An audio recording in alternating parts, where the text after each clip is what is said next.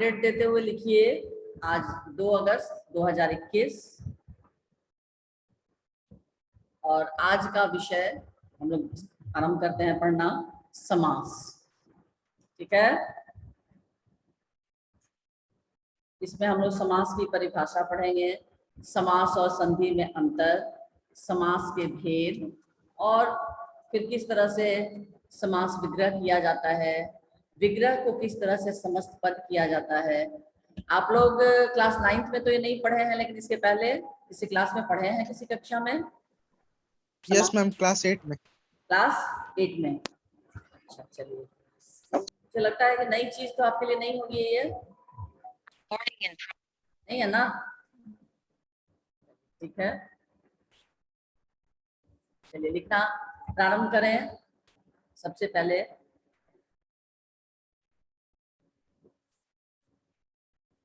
Single inverted comma में लिखिए, सबसे ऊपर समास लिखते हैं ना, समास लिखते हैं ना? Yes sir. हाँ, संक्षिप्तीकरण, दंत सा अनुस्वार, इसको सिंगल इन्वर्टेड कॉमा में लिखेंगे। दंत सा अनुस्वार, अक्षा हर्षिकार, पत संयुक्त, पत संयुक्त दीर्घिकार, संक्षिप्ति हो गया, इसमें करण जोड़ दीजिए, करण, संक्षिप्तीकरण सिंगल इन्वर्टेड कॉमा में लिखिए, संक्षिप्तीकरण यानी शॉर्ट फॉर्म। ठीक है, छोटे रूप को संक्षिप्त करना, संक्षिप्तीकरण को समास कहते हैं, संक्षिप्तीकरण को समास कहते हैं। पूर्णविराम। दूसरे शब्दों में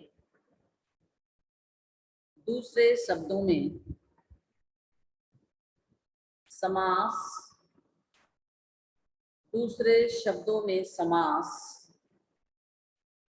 संक्षेप करने की एक प्रक्रिया है। दूसरे शब्दों में समास संक्षेप करने की एक प्रक्रिया है। मैम संक्षेप के बाद? यस मैम, एक बार फिर से उसी के बाद बता दीजिए। संक्षेप करने की एक प्रक्रिया है। दूसरे शब्दों में समास संक्षेप करने की एक प्रक्रिया है, यानी शॉर्ट, छोटे रूप में संक्षिप्त रूप में करने की, संक्षेप करने की एक प्रक्रिया है। पूर्णविराम। यहाँ तक हुआ सबका? यहाँ से भी बच्चों का? यस मैम, हो गया। इस प्रक्रिया में दो या दो से अधिक शब्दों का, इस प्रक्रिया में दो या दो से अधिक शब्दों का मेल करके, इस प्रक्रिया में दो या दो से अधिक शब्दों का मेल करके, इस प्रक्रिया में दो या दो से अधिक शब्दों का मेल करके एक स्वतंत्र एवं संक्षिप्त, मेल करके एक स्वतंत्र एवं संक्षिप्त शब्द की रचना की जाती है। इस प्रक्रिया में दो या दो से अधिक शब्दों का मेल करके एक स्वतंत्र एवं संक्षिप्त शब्द की रचना की जाती है। पूर्णविराम।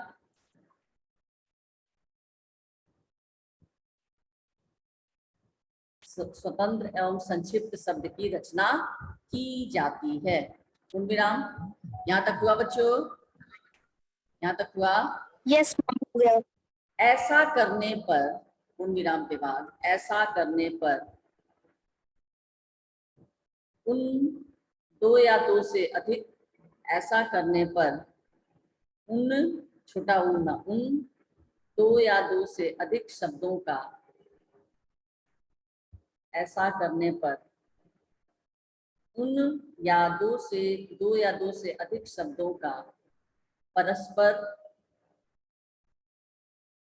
दो या दो से अधिक शब्दों का परस्पर संबंध बताने वाले शब्दों, परस्पर संबंध बताने वाले शब्दों अथवा कारक चिन्हों का भी लोप हो जाता है। परस्पर संबंध बताने वाले शब्दों अथवा कारक चिन्हों का भी लोप हो जाता है। पूर्णविराम। अथवा के बाद मैम क्या बोली? ऐसा करने पर उन दो या दो से अधिक शब्दों का परस्पर संबंध बताने वाले शब्दों अथवा कारक चिन्हों का भी लोप हो जाता है। संबंध बताने वाले शब्दों अथवा कारक चिन्हों का भी लोप हो जाता है। पूर्णविराम। परस्पर संबंध बताने वाले शब्दों अथवा कारक चिन्हों का भी लोप हो जाता है। पूर्णविराम। यहाँ तक हुआ? यस हाँ? मैम, हो यस गया। मैम। अब लिखो समास की परिभाषा। ये तो हो गया समास की जानकारी। इसको समास को एक तरह से हम संक्षिप्तीकरण भी कहेंगे। जैसे शरण को आया हुआ, इतना लंबा वाक्य न कहकर हम क्या कहेंगे? क्या कहेंगे? शरणागत। शरणागत, है ना? वह हमारा शरणागत है। ठीक है, वह हमारे शरण में आया हुआ व्यक्ति है, ऐसा ना कहकर वह हमारा शरणागत है। तो ये हो गया संक्षिप्तीकरण, यानी किसी भी वाक्यांश को संक्षिप्त रूप में, छोटे रूप में कहना ही समास कहलाता है। दूसरे शब्दों में समास जो है वो संक्षेप करने की एक प्रक्रिया है, यानी छोटे रूप में लिखने की एक प्रक्रिया है, एक तरीका है। इस प्रक्रिया में दो या दो से अधिक शब्दों का मेल करके एक स्वतंत्र एवं संक्षिप्त शब्द का निर्माण किया जाता है। और ऐसा करने पर क्या होता है? उन दो या दो से अधिक शब्दों का परस्पर संबंध बताने वाले शब्द जो है या कारकीय चिन्ह, जिसको परसर्ग भी कहते हैं। कर्ता का कारक चिन्ह क्या होता है? कर्ता का कारक चिन्ह तो बता सकता है मुझे? कारक कुल कितने हैं? जल्दी से कॉपी में लिखो और बताओ, लिख के ही बताओ। मैम क्या बोली? कर्ता। मैम आप क्या? कर्ता लिखकर बगल में डैश देकर लिखो। कर्ता का कारक चिन्ह क्या होगा? ने। वेरी। कर्ता ने कर्म को कर्म का कारक चिन्ह डैश दे देकर लिखते जाओ। कर्ता डैश देकर उसका ने, न एकार ने। कर्ता ने कर्म, कर्म का कारक चिन्ह को। उसके बाद कर्म के बाद करण से करण, करण, यस करण का भी कारक चिन्ह से, कॉमा के द्वारा, दोनों होता है, से भी होता है और के द्वारा। ब्रैकेट में लिख दो। भाव कौन सा होगा बच्चों? से अपादान का भी कारक चिन्ह होता है और करण का भी होता है, लेकिन दोनों का भाव क्या होगा? किस भाव के रूप में हम से का प्रयोग करेंगे? करण में कौन सा भाव होगा और अपादान में कौन सा भाव होगा? कोई बच्चा मुझे क्लियर करे, बताओ। करण का जो से होता है उसमें ब्रैकेट में लिखो साथ होने का भाव होता है। बात समझ में आ रही है? वह कलम से लिखता है, यहाँ साथ होने का भाव है। कलम जो है उसके हाथ में है, साथ में है। और गंगा या नदी पहाड़ से गिरती है, तो पहाड़ से गिर रही है मतलब अलग हो रही है। पेड़ से पत्ता गिरता है, पत्ता जो है पेड़ से अलग हो गया, तो यहाँ ये अपादान होगा। कारक चिन्ह दोनों का से है, करण का भी कारक चिन्ह से है और अपादान का भी कारक चिन्ह से है, लेकिन करण के कारक चिन्ह में साथ होने का भाव होता है। तो ब्रैकेट में लिख लो साथ होने का भाव। समझ में आ रही है मेरी बात? हाँ यस मैम। हाँ, तो करण का से, कॉमा के द्वारा, ब्रैकेट में लिख लो साथ होने का भाव। उसके बाद करण के बाद क्या होगा? संप्रदान, संप्रदान तत्पुरुष, कर्म तत्पुरुष, करण तत्पुरुष, ये कर्म ये तत्पुरुष के भेद हैं सब। ठीक है, तत्पुरुष में कर्म तत्पुरुष, करण तत्पुरुष, संप्रदान तत्पुरुष। संप्रदान का कारक चिन्ह क्या होगा? को और के लिए, को कॉमा के लिए। संप्रदान का कारक चिन्ह को और के लिए। उसके बाद अपादान तत्पुरुष, अपादान तत्पुरुष, इसका भी कारक चिन्ह है से, लेकिन ब्रैकेट में लिख लो अलग होने का भाव, से लिखो लेकिन भाव होगा अलग का। उसके बाद संबंध तत्पुरुष, दंत स अनुस्वार ब अनुस्वार थ, संबंध तत्पुरुष, इसका कारक चिन्ह क्या होगा? का, के, की, कॉमा देकर लिखोगे, का, के, की, ये इसका विभक्ति चिन्ह है। उसके बाद है अधिकरण तत्पुरुष, इसका कारक चिन्ह क्या है? अधिकरण का बताओ, अधिकरण का कारक चिन्ह क्या है? बोलो। में और पर, में कॉमा पर, ये दोनों अधिकरण का, ठीक है। उसके बाद ये आपके 8 कारक चिन्ह हो गए ना। और इन 8 कारक चिन्हों में 2 कारक चिन्ह को हम लोग छोड़ देते हैं। पहला कर्ता का ने चिन्ह और अंतिम संबोधन हे अरे, हे अरे और कर्ता का ने चिन्ह, इन दोनों को छोड़कर बाकी जो 6 चिन्ह बचे, उन 6 चिन्हों का प्रयोग किया जाता है किसके अंतर्गत बच्चों? तत्पुरुष के अंतर्गत, ठीक है। कर्म, करण, है ना, कर्म का को, करण का से, साथ होने का भाव। उसके बाद आपका हो जाएगा संप्रदान का कारक चिन्ह, अपादान का कारक चिन्ह, संबंध का और अधिकरण, यानी 6 कारक चिन्हों का प्रयोग हम किसके अंतर्गत करेंगे? तत्पुरुष समास के अंतर्गत। बात आई समझ में? हाँ, यस मैम। हाँ, यस मैम। ऐसे कुल कारक चिन्ह 8 होते हैं, लेकिन कर्ता का ने चिन्ह और अंतिम जो संबोधन होता है हे अरे, इनका प्रयोग समास विग्रह के वक्त नहीं किया जाता है, सिर्फ बाकी 6 कारक चिन्हों का ही प्रयोग किया जाता है, वो भी तत्पुरुष समास के अंतर्गत। चलिए अब हम लोग परिभाषा लिखते हैं। समास, सिंगल इन्वर्टेड कोमा में लिखिए, हेडिंग दे दीजिएगा समास की परिभाषा। समास वह प्रक्रिया है जिसमें, समास वह प्रक्रिया है जिसमें 2 या 2 से अधिक शब्दों के, समास वह प्रक्रिया है जिसमें 2 या 2 से अधिक शब्दों के मेल से, 2 या 2 से अधिक शब्दों के मेल से एक नवीन शब्द की रचना होती है। अधिक शब्दों के मेल से एक नवीन शब्द की रचना होती है।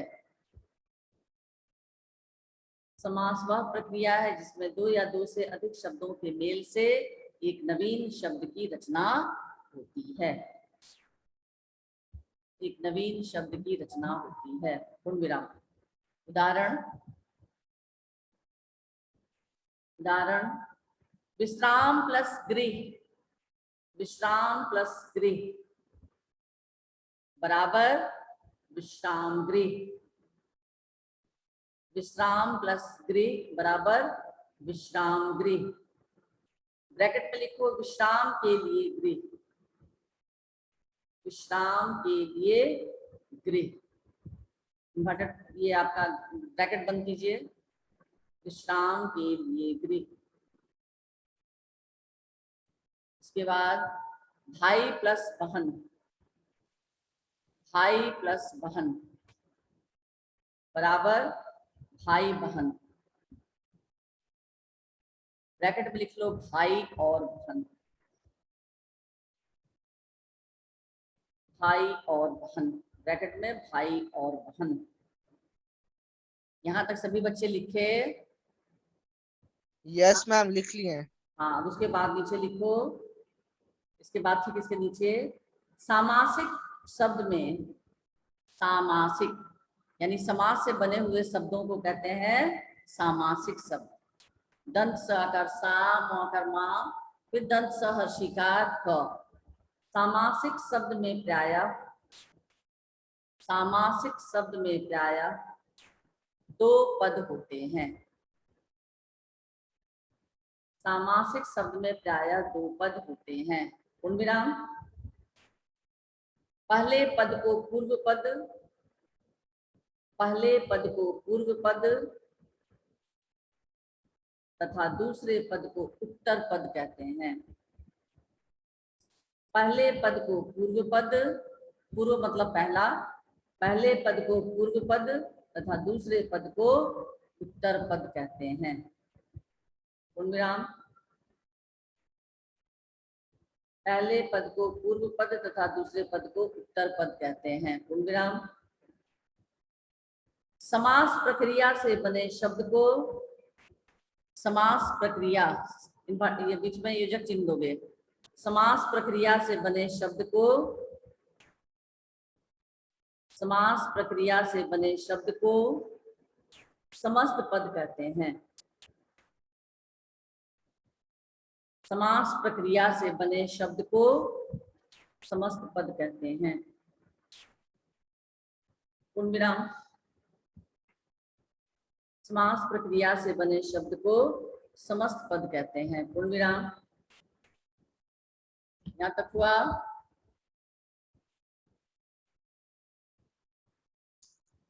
समस्त पद के दोनों पदों को, समस्त पद के दोनों पदों को लिखे। समस्त पद के दोनों पदों को अलग अलग करने की प्रक्रिया को, समस्त पद के दोनों पदों को अलग अलग करने की प्रक्रिया को समास विग्रह कहते हैं।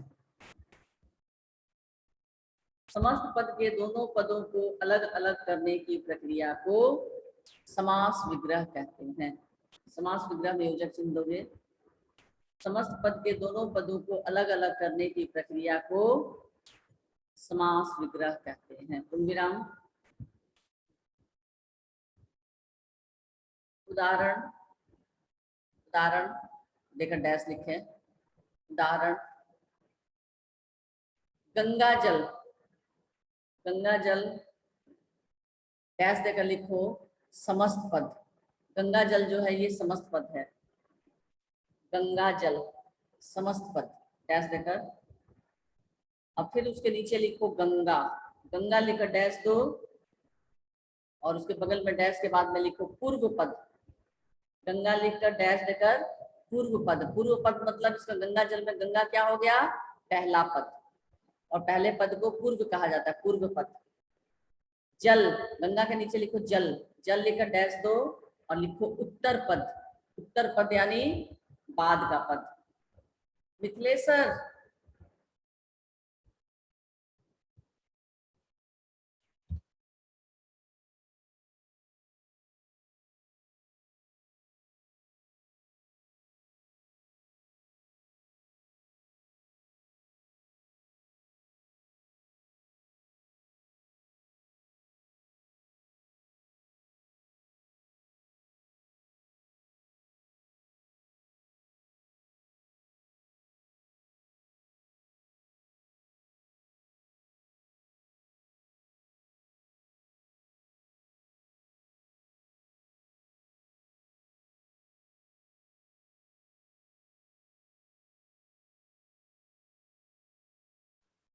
Hello hello, yes ma'am. आवाज सुनाई दे रही है? हाँ यस मैम। यस।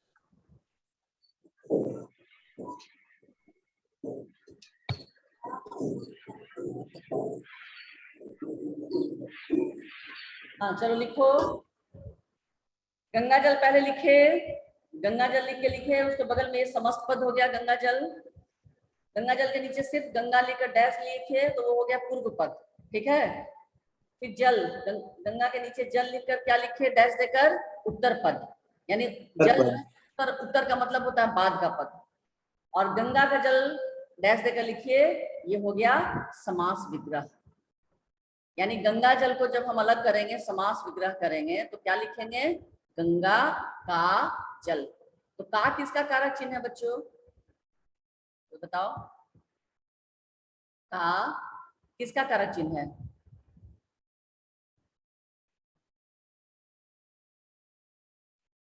अभी तुम लोग को हम बोले थे कि सब लोग लिखो कॉपी में कारक चिन्ह कितने हैं, तो क्या सभी बच्चे नहीं लिखे थे? हाँ हेलो मैम संबंध का। हाँ, संबंध तत्पुरुष, ये तत्पुरुष के अंतर्गत आता है, संबंध तत्पुरुष। ठीक है,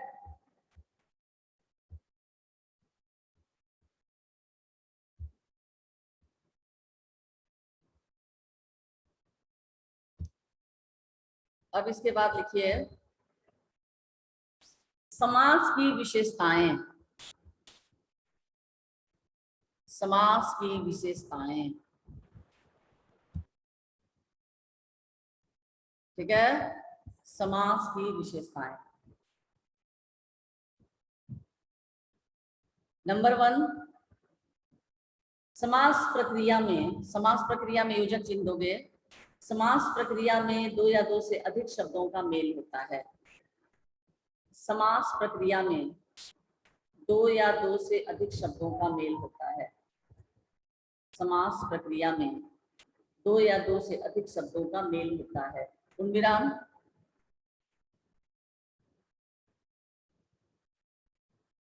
समास प्रक्रिया में नेक्स्ट 2 नंबर, समास प्रक्रिया में योजक चिन्ह दोगे। समास प्रक्रिया में बीच की विभक्ति का लोप हो जाता है। समास प्रक्रिया में बीच की विभक्ति का लोप हो जाता है। समास प्रक्रिया में बीच की विभक्ति का लोप हो जाता है। पूर्णविराम।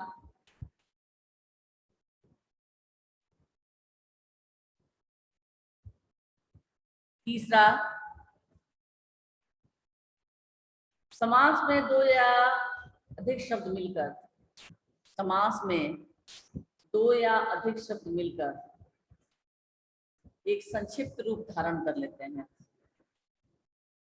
समास में 2 या अधिक शब्द मिलकर, समास में 2 या अधिक शब्द मिलकर एक संक्षिप्त रूप धारण कर लेते हैं। पूर्णविराम। समास में 2 या अधिक शब्द मिलकर एक संक्षिप्त रूप धारण कर लेते हैं। पूर्णविराम। नेक्स्ट पॉइंट लिखो 4 नंबर, समास से बने शब्द में, समास से बने शब्द में कभी उत्तर पद प्रधान होता है। समास से बने शब्द में कभी उत्तर पद प्रधान होता है तो कभी पूर्व पद। समास से बने शब्द में कभी उत्तर पद प्रधान होता है। उत्तर पद यानी बाद का पद, बाद का जो पद है वो प्रधान होता है, तो कभी पूर्व पद यानी कभी पहला पद प्रधान होता है तो कभी बाद का पद प्रधान होता है, और कभी कभी अन्य पद, कभी पहला पद, कभी दूसरा पद, और कभी कभी एक अन्य पद यानी तीसरा पद भी प्रधान हो जाता है। तो समास से बने शब्द में कभी उत्तर पद प्रधान होता है, कभी पूर्व पद, और कभी कभी अन्य पद। ये लिखे सब लोग। पूर्णविराम। इसके अलावा कभी कभी दोनों पद प्रधान होते हैं। इसकी विशेषता है कि इसके अलावा कभी कभी दोनों पद प्रधान होते हैं। पूर्णविराम। कभी कभी, इसके अलावा कभी कभी दोनों पद प्रधान होते हैं। पूर्णविराम। नेक्स्ट पॉइंट, शब्द का वाक्य में प्रयुक्त रूप पद कहलाता है। शब्द का वाक्य में प्रयुक्त रूप पद कहलाता है। शब्द का वाक्य में प्रयुक्त रूप पद कहलाता है। ठीक है, शब्द का वाक्य में प्रयुक्त रूप पद कहलाता है। हो गया। अब लिखिए समास के भेद। समास के भेद लिखे। मेरी आवाज सुनाई दे रही है तुम लोगों को? Yes ma'am. हाँ। Yes ma'am. Yes ma'am. समास के भेद, समास के 6 भेद होते हैं। समास के 6 भेद होते हैं। डैश। समास के 6 भेद होते हैं। पहला, अव्ययी भाव समास।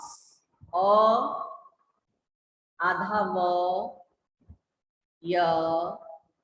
य दीर्घिकार, भाव, अव्ययी भाव समास। पहला जो है वो अव्ययी भाव समास। दूसरा तत्पुरुष समास, दूसरा तत्पुरुष समास, तीसरा कर्मधारय समास। पहला अव्ययी भाव समास, दूसरा तत्पुरुष समास, तीसरा कर्मधारय समास। नेक्स्ट चौथा द्विगु समास, द्विगु समास, कर्मधारय द्विगु। उसके बाद द्वंद्व समास, द हल चिन्ह व अनुस्वार, फिर द हलन, फिर व, द्वंद्व, द्वंद्व समास। वर्तनी सही से लिखोगे। और अंतिम छठा जो है समास वो है बहुव्रीहि। ब ह हर्षुकार यानी ह में छोटा उपमात्रा बहुव्रीहि। वर संयुक्त यानी व में तिरछी लकीर बड़ी की मात्रा और ह में छोटी की मात्रा, बहुव्रीहि समास। अव्ययी भाव, तत्पुरुष, कर्मधारय, द्विगु, द्वंद्व और बहुव्रीहि। और तत्पुरुष समास के अंतर्गत ही हम 6 कारक चिन्हों का प्रयोग करते हैं। 2 चिन्हों का प्रयोग, कर्ता का ने चिन्ह और संबोधन का हे अरे, इनका प्रयोग हम नहीं करते। ठीक है, अब चलिए लिखिए अव्ययी भाव समास। पहला समास जो है आपका अव्ययी भाव, अव्ययी भाव समास।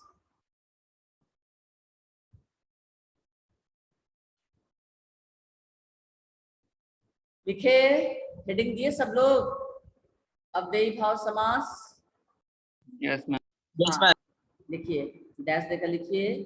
जिस सामासिक शब्द में, जिस सामासिक सामासिक शब्द में पूर्व पद अव्यय हो, जिस सामासिक शब्द में पूर्व पद अव्यय हो, कॉमा, जिस सामासिक शब्द में पूर्व पद अव्यय हो, कॉमा, वह शब्द अव्ययी भाव समास का उदाहरण कहलाता है। वह शब्द अव्ययी भाव समास का उदाहरण कहलाता है। जिस सामासिक शब्द में पूर्व पद अव्यय हो, कॉमा, वह शब्द अव्ययी भाव समास का उदाहरण कहलाता है। पूर्णविराम। यह वाक्य में क्रिया विशेषण का कार्य करता है। यह वाक्य में क्रिया विशेषण का कार्य करता है। यह वाक्य में क्रिया विशेषण का कार्य करता है। अब आप 2 कॉलम बनाएंगे। एक कॉलम में लिखिए लेफ्ट साइड में समस्त पद, और थोड़ा जगह छोड़कर दूसरे साइड में राइट साइड में लिखिए विग्रह। यानी समस्त पद के नीचे आपको समस्त पद लिखना है और विग्रह के नीचे विग्रह। समस्त पद और विग्रह। यानी अव्ययी भाव समास में क्या होता है, जिस सामासिक शब्द में पूर्व पद अव्यय हो, यानी पूर्व पद अव्यय यानी उसका रूप कभी व्यय नहीं होगा, यानी उसका रूप कभी परिवर्तित नहीं होगा। अव्यय को आप लोग इस तरह से समझिए, व्यय का मतलब होता है खर्च और अव्यय का मतलब होता है जो खर्च ना हो। तो यहाँ पे खर्च नहीं होगा मतलब उसका रूप कभी परिवर्तित नहीं होगा। यहाँ खर्च से तात्पर्य है, ये परिभाषा आपको कहीं नहीं मिलेगी, ये मैं स्वयं आपको बता रही हूँ, आप सरल करके। अव्यय का मतलब होता है, व्यय का मतलब होता है खर्च हो जाना। तो खर्च हो जाना का मतलब यदि आपके पास 10 रुपया है, आपने उसमें 5 रुपया खर्च कर दिया तो व्यय हो गया ना। तो 5 का 10 रुपया का 5 रुपया बन गया, बच गया, तो यानी परिवर्तित हो गया ना। 10 से वो बन गया 5 आपने खर्च कर दिए, तो उसका कमी हुआ ना, उसमें ह्रास हुआ ना उसके रूप में। कहाँ 10 था कहाँ 5 हो गया। लेकिन अव्यय का मतलब होगा जिसमें कोई परिवर्तन ना हो, जिसमें कोई खर्च न हो, यानी जिसके रूप में किसी भी तरह का कोई परिवर्तन न हो, ऐसे शब्दों को कहा जाता है अव्यय। ठीक है, तो जिस सामासिक शब्द में पूर्व पद अव्यय हो वह शब्द अव्ययी भाव समास का उदाहरण कहलाता है। और यह वाक्य में क्रिया विशेषण का कार्य करता है, यानी क्रिया की विशेषता बताता है। जैसे अब देखिए, यथा स्थान, यथा स्थान, यथा पहला पद है पूर्व पद, यानी यथा जो है वो हमेशा हर हाल में यथा ही रहेगा, उसका रूप कभी परिवर्तित नहीं होगा। यथा स्थान, इसका विग्रह हो जाएगा स्थान के अनुसार। यानी यथा शब्द का अर्थ होता है के अनुसार, स्थान के अनुसार। यथा समय, समय के अनुसार। प्रतिदिन, प्रत्येक दिन, प्रति का अर्थ होता है प्रत्येक। घर घर, प्रत्येक घर। अव्ययी भाव समास की सबसे बड़ी पहचान ये भी है कि एक शब्द की एक से अधिक बार पुनरावृत्ति होगी, वहां आप समझ जाइएगा कि ये अव्ययी भाव समास है। जैसे दर दर, एक दरवाजे से दूसरे दरवाजे। बेखटके, खटके के बिना यानी बिना किसी आवाज के, है ना। हाथों हाथ, एक हाथ से दूसरे हाथ, हाथों हाथ, है ना। तो ये आप समझ जाएंगे। घर घर, प्रत्येक घर, है ना। यानी एक शब्द की जहां दो बार पुनरावृत्ति होगी वहां आप समझ जाइएगा कि यहाँ अव्ययी भाव समास है। और पहला पद जो है कभी भी इसका पूर्व पद अव्यय होता है, यानी उसके रूप में कभी कोई परिवर्तन नहीं होता है। तो आपने लिखा समस्त पद और विग्रह, दो कॉलम आपने बनाए, बनाया नहीं? Yes ma'am. यस। अब समस्त पद के नीचे लिखिए यथास्थान, यथास्थान। और विग्रह के नीचे लिखिए स्थान के अनुसार, इसका विग्रह हो जाएगा स्थान के अनुसार। यानी पहला पद जो है यथा, उसमें किसी भी तरह का अव्यय नहीं होगा, यानी उसका रूप कभी भी परिवर्तित नहीं होगा। यथास्थान, स्थान के अनुसार। यथा समय, उसके बाद उसके नीचे लिखो समस्त पद में यथास्थान के नीचे यथा समय, समय के अनुसार लिखे, समय के अनुसार लिखे बच्चों। यस हाँ, मैम। बोलो। Yes ma'am. फिर समस्त पद के नीचे लिखो घर घर, घर घर। यानी एक शब्द की दो बार जब रिपीटेशन होगा, पुनरावृत्ति होगी, वहां आप समझ जाएंगे कि यहाँ अव्ययी भाव समास है। घर घर, इसका विग्रह हो जाएगा प्रत्येक घर। आमरण, मरण शब्द का अर्थ होता है मृत्यु। आमरण का अर्थ होगा मृत्यु तक। आमरण यानी मृत्यु तक। उसके बाद निर्भय, न हर्षी का नी भ य, निर्भय। इसका विग्रह क्या हो जाएगा? बिना भय के। निर्भय, बिना भय के। उसके बाद भर पेट, भर पेट, पेट भरकर, पेट भरकर। ठीक है। आजीवन, समस्त पद के नीचे लिखो आजीवन। इसका विग्रह क्या हो जाएगा, कोई बताओ क्या हो जाएगा? आजीवन, पूरा जीवन। हाँ, जीवन, yes, जीवन भर। इसका विग्रह हो जाएगा जीवन भर। ठीक है। उसके बाद लिखिए, तो पहला हो गया अव्ययी भाव समास। इस सबको समझ में आया? अव्ययी भाव समास यानी जिस Yes, ma'am. समासिक शब्द में पूर्व पद अव्यय हो, वह शब्द अव्ययी भाव समास का उदाहरण कहलाता है और ये वाक्य में क्रिया विशेषण का कार्य करता है। दूसरा हो गया तत्पुरुष समास। दूसरा लिखो तत्पुरुष समास, लिखकर डैश दो। जिस सामासिक शब्द का दूसरा पद, जिस सामासिक शब्द का दूसरा पद प्रधान होता है, जिस सामासिक शब्द का दूसरा पद प्रधान होता है, तथा जिस सामासिक शब्द का दूसरा पद प्रधान होता है तथा जिसके दोनों पदों के बीच, तथा जिसके दोनों पदों के बीच प्रयुक्त विभक्तियों का लोप हो जाता है। जिस सामासिक शब्द का दूसरा पद प्रधान होता है तथा जिसके दोनों पदों के बीच प्रयुक्त विभक्तियों का लोप हो जाता है तथा जिसके दोनों पदों के बीच प्रयुक्त विभक्तियों का लोप हो जाता है, कॉमा, लोप हो जाता है, कॉमा, वह शब्द तत्पुरुष समास का उदाहरण कहलाता है। वह शब्द तत्पुरुष समास का उदाहरण कहलाता है।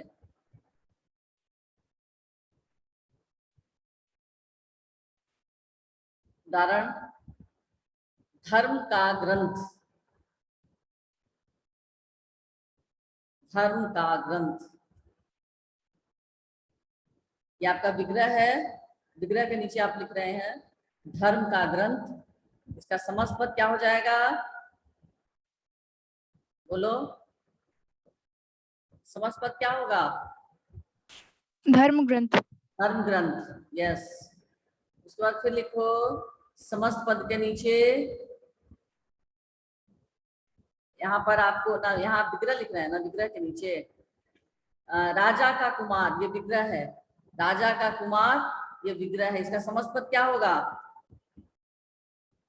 राजकुमार। राजकुमार, यस। लिखो धर्म का ग्रंथ डैश, धर्म ग्रंथ, विग्रह है धर्म का ग्रंथ, इसका समस्त पद हो गया धर्म ग्रंथ। राजा का कुमार, ये विग्रह है, इसका समस्त पद हो गया राजकुमार। ठीक है। तुलसीदास कृत, नेक्स्ट उदाहरण इसी के नीचे, तुलसीदास कृत डैश, तो तुलसीदास द्वारा कृत, तुलसीदास द्वारा कृत, तुलसीदास द्वारा कृत। यहां तक लिखे सभी बच्चे? अब उसमें नीचे लिखो, इसमें कर्ता और संबोधन कारक को छोड़कर, इसमें कर्ता और संबोधन कारक को छोड़कर, इसमें कर्ता और संबोधन कारक को छोड़कर शेष 6 कारक चिन्हों का प्रयोग होता है। शेष 6 कारक चिन्हों का प्रयोग होता है। इसमें कर्ता और संबोधन कारक को छोड़कर शेष 6 कारक चिन्हों का प्रयोग होता है। पूर्ण विराम, जैसे कर्म कारक, करण कारक, कर्म कारक, करण कारक, संप्रदान कारक, अपादान कारक, संबंध कारक, अधिकरण कारक।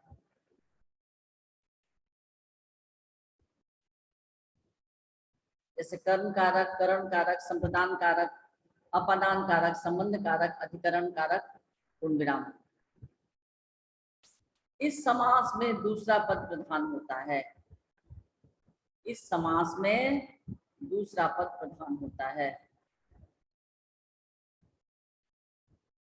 इस समास में दूसरा पद प्रधान होता है। पूर्ण विराम। अब नेक्स्ट नीचे हेडिंग लिखो, विभक्तियों